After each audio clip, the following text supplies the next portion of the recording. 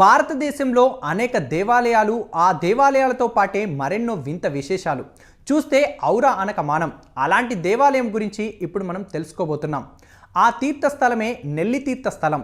ఈ దేవాలయం 1487 కంటే పూర్వానికి చెందినది.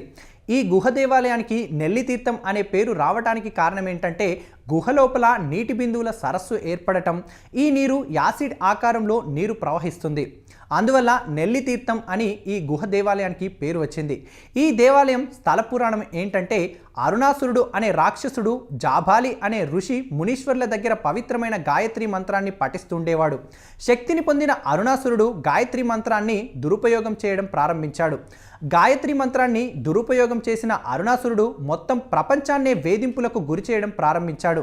ఈ విధంగా అరుణాసురుడు గాయత్రి మంత్రాన్ని దురుపయోగం చేస్తుండడం తపస్సులో లీనమైన జాబాలి ఋషికి తెలియదు. అరుణాసురుడు చేస్తున్న అన్ని దౌర్జన్యాలను నారద మహర్షి జాబాలి ఋషికి తెలియజెప్పెను. విషయాన్ని తెలుసుకున్న ఋషి తక్షణమే అరుణాసురుడి చేస్తున్న దౌర్జన్యాలను అంతమొందించాలని నిర్ధారించుకున్నాడు. దీని గురించి ఋషి మునీశ్వర్లు దుర్గా పరమేశ్వరి తల్లిని జ్ఞాపకం చేసుకొని తపస్సు చేయుటకు తరలి వెళ్ళారు. తన తపస్సుకు మెచ్చిన దుర్గా పరమేశ్వరి జాబాలి ఋషి ముందు ప్రత్యక్షమయ్యను. అప్పుడు దుర్గా పరమేశ్వరి తల్లి ఋషి మునీశ్వర్లని వరం కోరుకోమనెను. అప్పుడు ఋషి అరుణాసురుడి గురించి వివరించెను. అంతటా ఆ తల్లి అరుణాసురుడును సంహరిస్తానని వాగ్దానం చేసెను. ఆ స్థలమే నెల్లి తీర్థం గుహ అయింది. పవిత్రమైన గాయత్రి మంత్రాన్ని దురుపయోగం చేస్తున్న అరుణాసురుడిని దుర్గా పరమేశ్వరి నందిని అనే నదీ తీరంలో కణజాల ఆకారంలో అరుణాసురుడిని సంహారం చేసింది.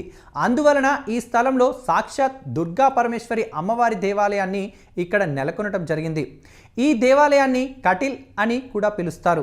ఈ దేవాలయం మంగళూరులో అత్యంత పవిత్రమైన దేవాలయంగా ప్రఖ్యాతి పొందింది. అలాగే ఇక్కడ శివుడు, విష్ణువు మరియు దుర్గా దేవాలయాలు కూడా చూడవచ్చు. కొంపూటువా అని పిలువబడే ప్రదేశంలో నెల్లి తీర్థ వద్ద ఒక విష్ణు ఆలయం కూడా ఉంది. కుంపాదవు అనే స్థలంలో నెల్లి తీర్థం సమీపంలో విష్ణు దేవాలయం కూడా కలదు. మచ్చూర్ అనే స్థలంలో కూడా దుర్గాదేవిని ఆరాధిస్తారు.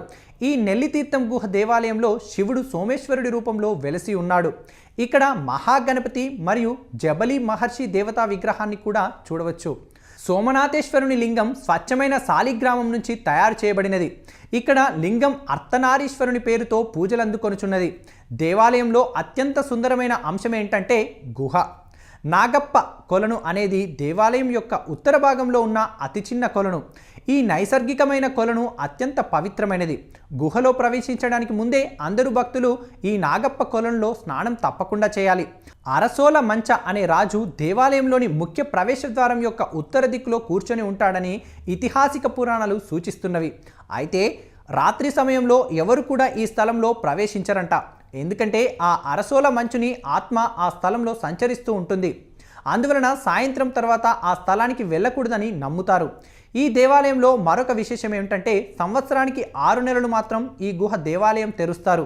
ఈ పవిత్రమైన గుహ దేవాలయం కేవలం అక్టోబర్ నెల నుంచి ఏప్రిల్ నెలల మధ్య మాత్రం, అంటే 6 నెలలు మాత్రం తెరుస్తారు. ఎందుకంటే మిగిలిన 6 నెలల కాలం దేవునికి మరియు ఋషిమునులకు మాత్రం వర్తిస్తుంది. బాగుంది కదా? అయితే మీరు మంగళూరు వెళ్ళినప్పుడు తప్పక దర్శించండి. ఈ వీడియో కనుక నచ్చినట్లయితే లైక్ చేయండి, కామెంట్ చేయండి, షేర్ చేయండి అండ్ సబ్స్క్రైబ్ కండి. Thanks for watching eagle media works.